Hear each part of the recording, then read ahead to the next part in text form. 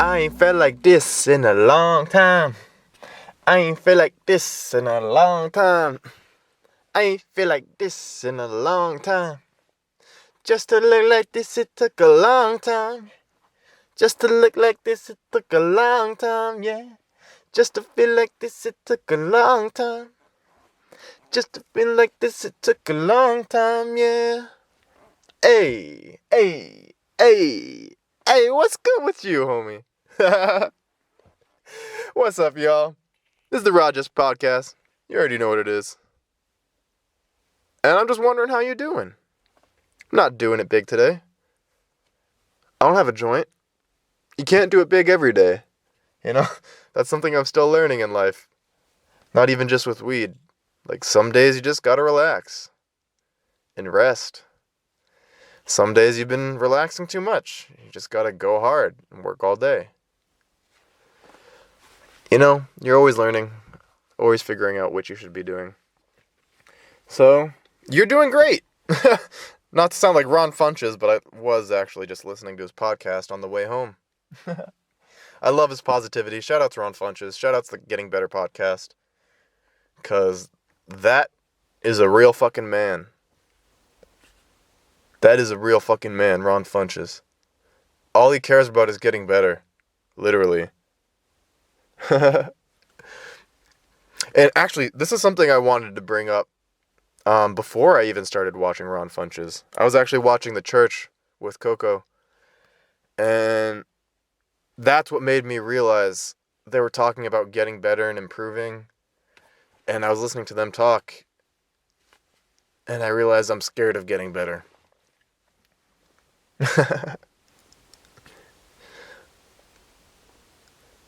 Yeah, I think I need to pause here. I don't know, does that make any sense to you guys? You ever been scared of getting better? Like, let's say you have anxiety or depression. Have you been scared of getting rid of the anxiety or depression? It sounds ridiculous because, of course, you want to get rid of that. It makes you feel bad. I want it gone. But at the same time, if you've lived with either of those, you know how much of a crutch it becomes. It becomes part of you. Like, when you know you're anxious or when you know you're depressed, that's just, you expect that out of yourself. And it becomes a part of your personality and your character and everything. And I think that's the worst part, is like people can get addicted to being depressed or being anxious. Does that make any sense? To me, that makes perfect sense. How can I explain that? You know, because it's something you identify with. Like, oh, I'm gay, or oh, I'm left wing. It's an identity, and it gives you something to kind of latch onto. It almost gives you purpose. Like, oh, that's who I am. I'm the depressed guy. Or, oh, that's who I am. I'm that anxious girl. You know? And that's how you start being comfortable with it and living with it. That's how you get through it. And I think that's probably part of the healing. I've done that. And I think as part of my healing, I need to fucking accept that I need to get better. Especially being a comedian, I don't want to get better and not have problems with me. Because it feels like you might not have material. Or now I'm not interesting. You know, a lot of people get into comedy. Even me, I got into comedy thinking this is for fucked up people. Like, that's what you do. And that's not right. Because if you do that, you're just going to enforce your bad habits with your comedy. And that's not good. The whole reason I got into comedy was to break my bad habits. You know, humor wasn't really a thing in my mind anymore. I stopped making jokes and being lighthearted and silly. I was just always depressed or trying to be serious. And I was just stuck in that loop. You know, I was always taking a break. I was never doing anything. But I would still feel like I needed a break. And that's a scary place to be. I should have asked you guys. You mind if I get real honest with you real quick? Like I was actually asking you. No, I was going to talk about this either way. But hey, if you're not down for this topic, you're not down for this conversation, you can click away. I won't be offended. This YouTube. There's a million, there's billions, there's trillions of other videos you can watch. I won't be offended.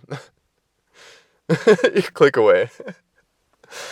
Nobody watches this anyways. Yeah, I'm just giving myself shit. I think it's funny. But kind of getting back, let me stick a thumbtack in this and smoke while we think about it, and then we'll come back to it. Because I think I've already hit a little heavy for this podcast. We're only 5 minutes in, and I've already started, like, getting too deep. I don't want to call it deep, because that makes...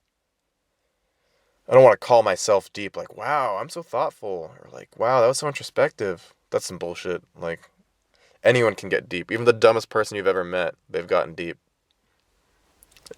And I don't mean it like that. You know what I mean. I went too deep too quick. We went deep into those murky waters. Shout out to Uncle Coco. Uncle Joey. I love that man. Yeah, I've already distracted myself. That's good. I've changed the pace. All right. Just don't forget what you were talking about. And keep moving. All right. So, just as a reminder, scared of getting better. That's what I'm going off of here. You can really easily get addicted to being depressed or anxious. And not just because of the drugs you might take. I've never been on a regimen of drugs. I've been in a situation where they've given me like benzos to calm down. But I was off of them in like a day. I mean, they're still in your system, but I haven't been consistently taking any medication for potential bipolar, potential anxiety, potential depression. I kind of just note that I have these things, or I see certain things in myself and accept it. I used to ignore it, but now I work on it. All right, we should get smoking. But before I lose this thought,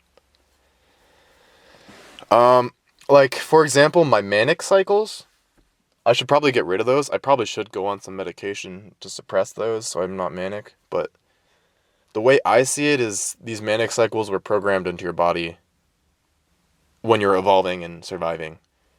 I don't think this is anything wrong with me. I just think I need to learn to live with it.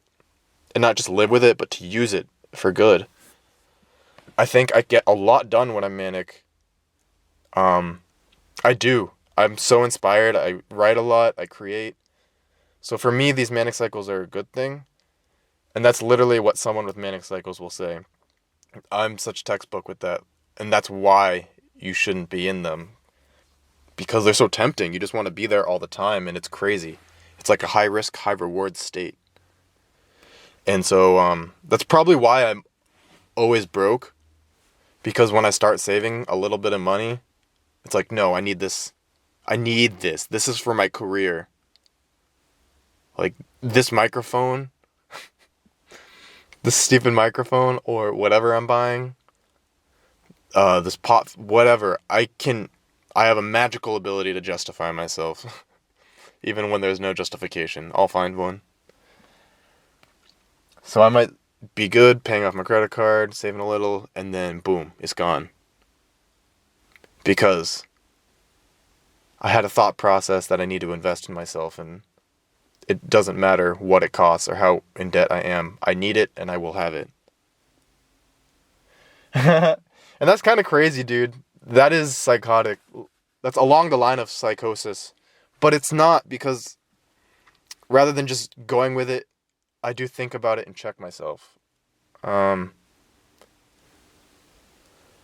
knowing that I do that is how I'm going to slip. And then and blow all my money again.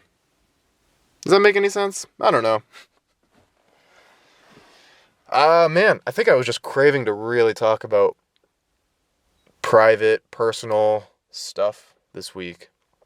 I'm in the mood. We'll get into more of that later. I'm talking your fucking ear off with way too serious of stuff right now. So, let's take a break. Let's smoke. I'm just gonna fucking forget about that topic for a minute. like several minutes. We're just gonna hang out. How's that sound? 10 minutes later, if I haven't scared you off with recursive introspective bullshit,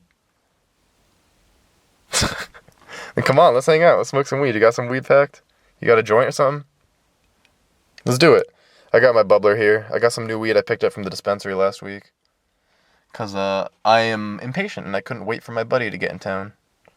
So I went to the dispensary and bought 2/8. I bought a quarter for $133. I wanted to shoot myself. But I needed weed. I was going to kill Tony. So I just bought that shit. And it's good weed at least. It's like their top shelf shit. So it's good, thank God, but it is not worth $60 an eighth. I will pay $60 an eighth for like primo bud. I don't think this is it. This is a little dry. Maybe if it was fresher, it came straight from the grower right when they said it was ready to go, I'll pay $60 for an eighth. I'll pay $400 an ounce for fucking furious real ass fire. But it's got to be seriously way better. So I don't even risk it. I keep copping like 200 zips of really fucking good shit. I'm so glad Massachusetts standards are up finally. And I've got my homie. My homie hooks me up. He's the best. Shout outs to the homie. That's my dog. Dude, he always hooks me up. Not only did I get good ass weed this last weekend, but like way cheaper than I thought. I feel like lately every time I give him money, he just gives me money back. Like, here you go. I'm like, what the fuck? Are you sure? That's it? That cheap? I did that this weekend. He gave me money back and I went, that's it? And driving home, I realized his first thought must have been, what does he mean that's it? $20 back. That's a lot of money back. And then he realized it was me being a dumbass. And I was like, wow, that's so cheap. And he's like, oh, okay. He might have actually not even questioned that in the beginning. I feel like my friends that have known me for really long, like this kid, they know. Everyone knows. What am I? I'm not a bitch, but I'm so, like, sentimental. And, like, too nice. Like, I'm a bitch. But I'm pretty good at not letting people take advantage of me, too. Because I might be in a manic state. I'll yell and scream at you. I don't like to let people step on me. But at the same time, I'm too nice for my own good. I get it straight from my mom. She'll just let people walk all over her. But she's the sweetest, nicest woman, and she only does good. She's so great. We have our conflicts. She gets in my way, but I get in her fucking way. I tore up her vagina. We're getting even here. She's winning, for sure. I don't have shit to complain about. But, that's just how it goes. I don't even know what points I was making, man. I haven't even smoked yet. Let's hit this shit. So I got this citrus rain here. I was asking for a hybrid. It's pretty good. Let's smoke, man. What do you got? You got some ganja with you? What do you got? You got some OG Kush? You got some Kush? You got some Diesel? What you got? You got some Afghani? What you got? You got some cheese? Some cheese? What do you got? What you smoking on? It doesn't even have to have a name. If you got some weed, that's great. Dude, I'm sure lots of people out in like Minnesota, dude, it must be so hard to get weed out there. I'm sure you pay $60 for the shittiest eighth you've ever seen. And then it's like 2 grams under. They just rip you the fuck off. What are you gonna do? You don't have a dispensary to go to.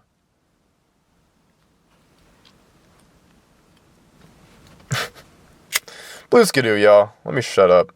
I could use some weed to calm my mind right now. You can tell I'm a little racing mind, racing thoughts. So, let's just chill, man. I got too excited to go deep into the murky waters. But hey, you live and you learn. Blue skidoo, y'all. You know what the fuck is up.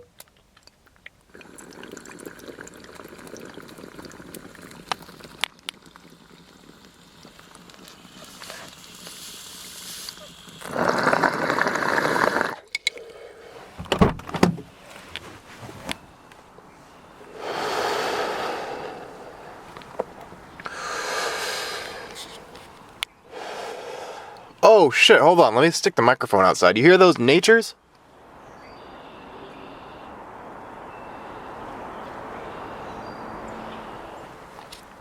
Yeah, doggy. You hear those natures? They calling, bruh. And I already emptied my bladder. I literally peed next to this tree, next to my car, before starting the podcast. I was listening to my hype up music. I lowered the window. And I was literally like rapping, walking around outside of my car like I was in a music video. Like I was a fucking rap star in a music video. That's how I like to think of myself. I dance like that a lot too. Like a shitty millennial who thinks they're a rapper, you know? Dapping, whatever. Whip, nay. All that bullshit. Anyways, I was dancing around outside my car like a fool. Like I was in a rap video. And then I looked in the window of my car and I caught my reflection. And I looked like a fucking faggot pretending to be a rap star. And I was fucking feeling it, dude. I'm still feeling it. And I just kept going, just rapping in the woods to myself. I'm just off of a main road. Someone could drive by at any time. Fuck 'em, man. That'd probably brighten your day. You might think I'm stupid. You might think I'm a fool. But hey, you're going to smile and drive away and go, but you know, he's doing his thing. And that's going to motivate you.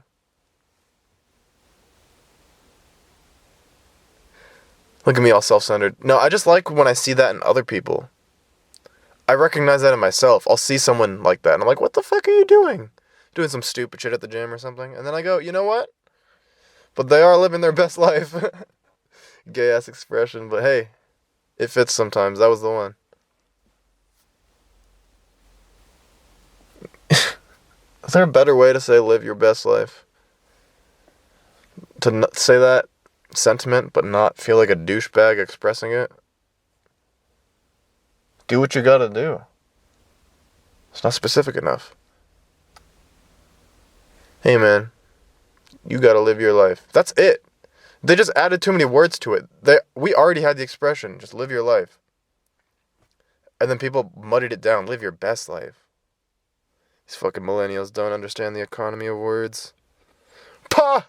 Ba! Phew! I take pity on you fools.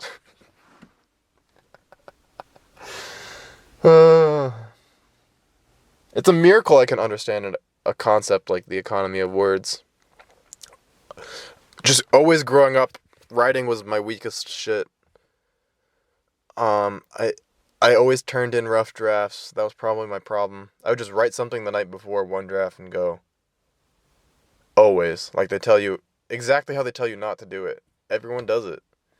But you know, most kids grow up in middle school or high school, they start writing multiple drafts and like, okay, oh, I get how you're writing. Narrow down and shaping your thoughts. I never figured that out. I only started figuring it out because I wanted to become a rapper. I really liked rap and I started rapping and practicing, and when I was in class, I just write in my notebook. And that's when I learned. Even when I was just writing raps that are just kind of scatterbrained ideas, you still had to put them together and organize them, put them into a paragraph, aka a verse or a stanza. And then, even if they're all in the right verse, you gotta put them in the exact right order and then word them and phrase them right. And I just had that Dolomite realization, you know? Rap game, joke game, mic game, all the same thing. That's how it goes. It's inspiring, man, because it makes me feel like I don't have to give up music. I've been working on this song with my coworker. So I got a hook for it. I gotta write the verses and we can put it together. He's got the beat already. But I think everyone should just write something every day, stream of consciousness or whatever. Because you gotta be writing. Whether it's music, rap, or comedy, or whatever. Like, you gotta be writing something. I don't care if you're in STEM and you just calculate and crunch numbers all day. You should still be writing. Because it hones your mind in a way that you weren't expecting. Even if you were expecting it, putting in the work, it always surprises you. Just don't even think of it as work. Because it doesn't have to be work writing. Just writing, joy writing, just free form writing. Just creative, free thought writing. You know, free form, freestyle, whatever you want to call it. Just being free. On the paper. I feel like it really helps you feel more free in your life, too. So cheesy. Alright, let me cut the shit. Maybe one more hit will do us in good, huh? This medicine is doing me good, though. I'm a lot more focused. I've told you before, I hate when people call weed medicine, but I mean, it's helping me right now. I would like to not need it. I would like to control my mind without weed. But, right now we're doing the podcast, and we smoke weed here. Let's take another hit. Take a hit with me. Blue skidoo, yo.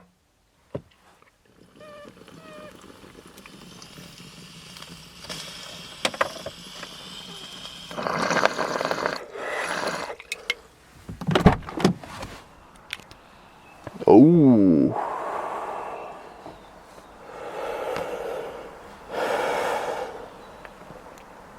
That was a good one.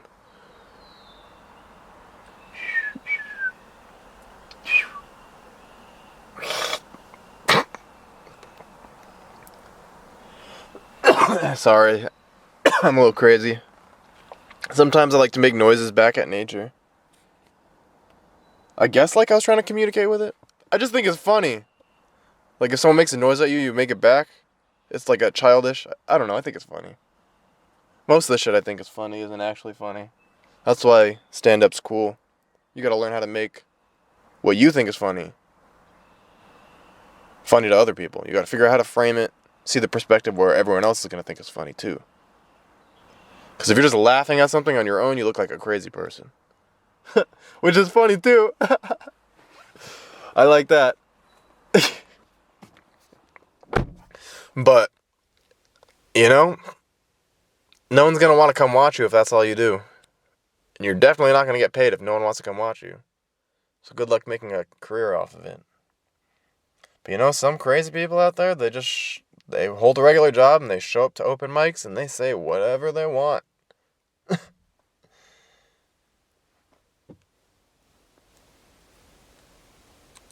Damn. Sorry, that was just, I don't know. Is that the first time I've gone through that thought in my head? That was very poignant to me right now. It really blew my mind, man. Wow. Wow. Stoner shit. Stupid.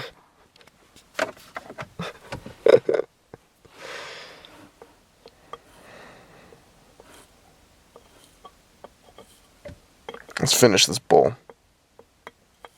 I got one more hit left, so let's just finish it. And then, maybe get back into what we started talking about. I'm not feeling it right now, so maybe we'll save that for later. Fuck it. For now, let's just take a hit and hang out, man. What you think? Blue skidoo. The fuck you think this is?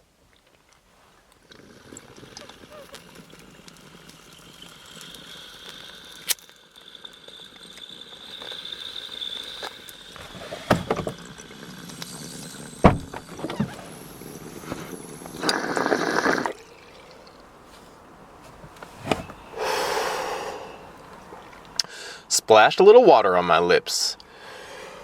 But I wiped it and didn't really taste it, so we're doing okay.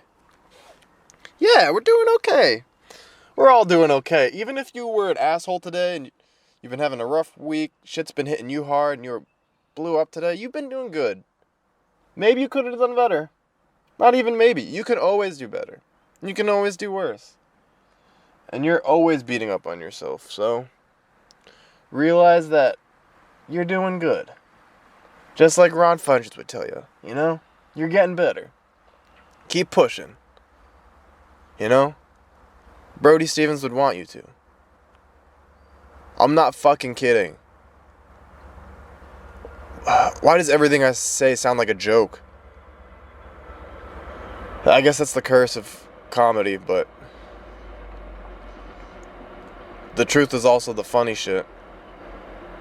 Which is why it's frustrating, but man, I'm not fucking playing. Fuck that train. Seriously, I'm not fucking... Oh, yo, I just poured that shit on me. But we're still doing good.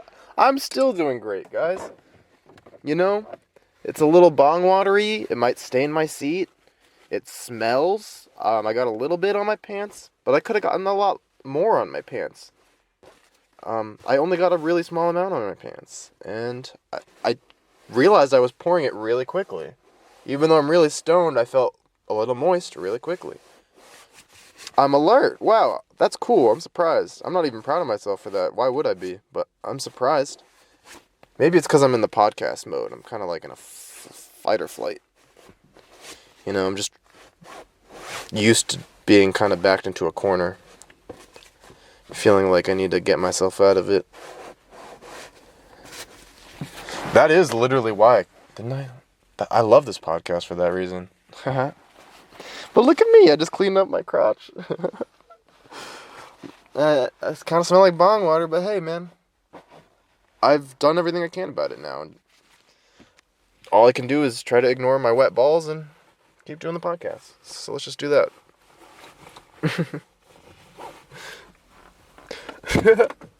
Hey, man. What a great moment. I hope I could have made you laugh. Maybe for the first time this podcast. I ain't got jokes. But look, silly shit like that, there's a bright side. Like, it's funny. Even if no one else is watching or you're not doing your podcast so someone else can laugh at it, you can laugh at it. And I know how hard it can be. I piss myself off all the time. Like, 2 weeks ago I broke the water cooler at work because I threw the water jug on too quick. I broke the little pin. That was my favorite water cooler, man. Actually, though, I'm a dumbass, and I was really pissed at myself first. But then I was like, you know what? You cannot take this that seriously. I went and I told the lady at HR, very nice lady. And she was like, oh yeah, it's under warranty. We'll just go get it fixed. Which one is it exactly? And I told her. And yep, they get it fixed. Real quick, like a week or two later, it's back.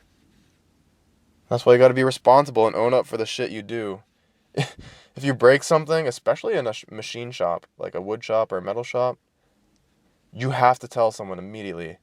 Like, fuck getting in trouble. That's baby mentality. That's what they train you to fear in school. Don't worry about getting in trouble. Do it. Just be responsible for yourself. If something needs to be said, just say it. Honestly. That took me a long time to learn. I was very scared by school like that. I always thought I was going to get in trouble. I always was quiet in class because I didn't want to disrespect the teacher. So on that end, it's good. But also, I took it far too far. I'm like that. Too quiet, you know. I fed into my shyness too much. Which is funny because I've always liked trying to be goofy and make people laugh. Very silly child. And then somewhere along the line that went out the window. And I just stopped being silly and shit. Like high school, college specifically, I got real depressed. And it really affected my character and personality. And it's back, baby! We brought the comedy back into life, you know? And life is fun again. It's enjoyable once more. Actually, I'm happier than I've ever been. Even though I also still experience depression and stuff. Actually, depression's mostly gone. I'm doing pretty good, man. Even though I still might experience sadness and shit. Like, I am definitely the happiest I've ever been. Maybe more purely joyful as a kid, because out of that ignorance, like, you have such raw emotions. But I know what's going on in my life, which gives me this great shapeliness to my happiness, you know? Like, I know I'm happy right now in life, which is great. Because I'm not that far off from where I was a couple years ago. And that version of myself was very upset with myself and not happy with myself. I'm pretty much the same person. Like, look, I'm me. I'm the same, I'm the same person from back then. The only thing that's changed is my perspective, and look how happy I am now. You can't look at me. That's okay. I'm looking at me. I have a mirror in my rear view. I literally just moved over to look at me. I don't look particularly happy, to be honest, but I'm not upset for sure. I just have my regular joking face for the podcast. Okay, there was a smile. I saw it. Oh, I'm such a goof. I'm always making myself laugh. More than other people. Which is weird. I should make other people laugh a little more. But dude, I'm just like laughing to myself maniacally in my room. I'm sure my mom thinks I'm a crazy person. I'll be like writing my own jokes out, and I laugh at them really hard. It's stupid. Maybe it helps me get it out so I don't laugh on stage. Oh my god, I'm such an idiot. I'm such a goof. I think I'm so funny. I think other people are so much funnier though. Maybe it's just because I'm so proud of myself. It's the click of like the humor of the joke plus like, what? Oh, whoa, I did that? You know? That's kind of why I got into rapping too, dude. Is I just wanted to rap along with a song and feel that dopeness and that badassness, but have it be mine. Like, what does it feel like when Andre 3000 spits one of his verses that we all have so much fun to? What does it feel like when you're the one who wrote that? Like, goddamn, that's impressive. Oh, yo, someone pulled up. That's no worries. I gotta finish up this shit anyways. I can't leave you on those loose ends, man. Let me hit my bullets. What do we got? I definitely want to tell you about how I've been, like, picking up on my process of learning to write. I thought I was so funny. Like, I thought I was learning quick, and just a couple months in, I'm like, I got this. Like, I'm doing pretty good. And you always have to bomb, even when you're a great comedian. You have to go out there and bomb all the time. And, like, I feel like I had this feeling where because I'd bombed a couple times, I was like, oh, yeah, I've got that over with now. I knew it wasn't true, but I still kind of had that feeling. And Kill Tony this past weekend was great because it really got me to recognize that without me even getting up on stage, man. I was so excited to get up on stage, and when I couldn't, I was ready for it. And I was like, yeah, I'm a little bummed, but that's how it goes. Especially when I found out over 150 people threw their names into that fucking bucket, dude. Damn. I had a fun time at the show. It was an honor to have my ticket and have the chance to get called on stage. And it revealed, I was so nervous. I was supposed to prep early in the month, and I didn't start till a couple days before, like a dumbass. But I worked really hard, and I didn't go out and hang out. I just worked my afternoons when I got home from work. And I built my set, and I practiced it as much as I could. Had a couple nights to sleep on it and really get it ready. And I maybe would have liked a little more time to work on it, but I had enough. I went in there and I was fucking ready. I felt it. And my friend said he felt the same way. Every time they went to call the next name from the bucket, he reaches in and pulls it out. I was ready. I was like ready to take my jacket off and just run up. I was like, I got this. Like, this is me. Especially because most of the people that pulled out weren't comedians. And it was their first time. They were just fans, and they weren't that good. So I was just like, oh, I'm ready. Like, put me up there. Like, I'll change the pace of this whole show. I got this. Like, I'm ready. Like, I know what I got to do. I just know what I got to do. I prepared.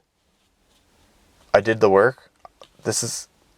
It felt like destiny. I was really ready for them to call me up and everything to feel like it was just happening, like I was being controlled. Everything felt like it was just gonna happen.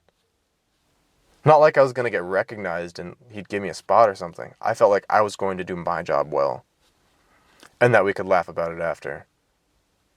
And that they might think it was pretty solid. That's it. They definitely know I'm still new. That's always going to be obvious. He could read you like a book. But I knew I was going to do my best, which felt really good. It didn't even have to happen, and I knew it was that. So I'm just going to keep working, too.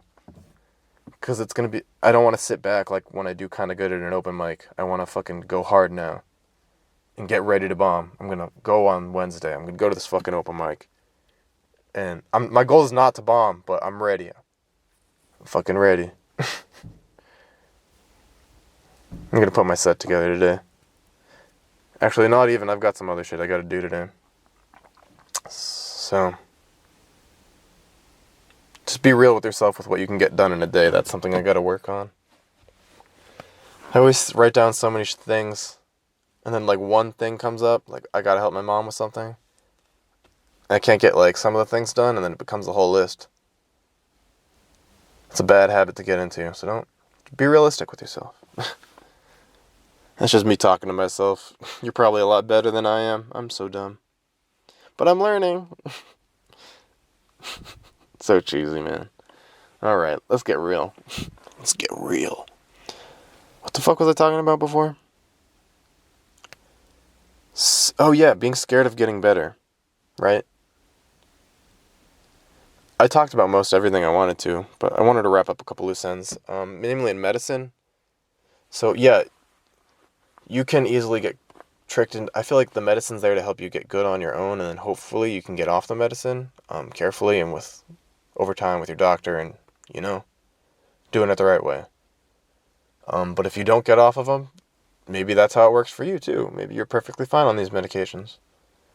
But that's how I see it. Is I think your goals, they're just like a tool to help you get your brain. It's like a crutch. So I heard someone, like a comedian, describe them as like a crutch.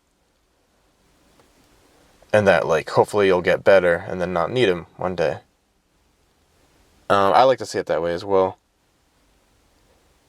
So I'm just scared. That's why I've never, I've been scared of doctors. I trust them so much. I'll go, if I'm scared of something, I need them to check it out. But I do not want these diagnoses. Because I kind of see it in my friends when they were younger. It's like, okay, you're depressed, you're anxious. They're like, oh, okay. And then it becomes a part of them. And I feel like it kind of holds them back from getting better. Because it becomes a part of your character and your identity. And especially me, from experience, I can speak about the depression. Kind of being there, living with it, you learn to get like this weird power from it, being like, I'm one of the people that can live with this, and there's power in that. And I just kind of latched onto that. And I feel like that feeling is important, but latching onto it, it just happens at first to everyone. I don't know. It took me a while to latch off. Maybe I still haven't fully latched off. Probably not, to be honest. But yeah, I'm just working on getting better. Thanks, Ron Funches. You know what? I think that's all I gotta say, man. So with that, I'll say this. Listen to your mom. Listen to your heart. I'll catch you later. Peace.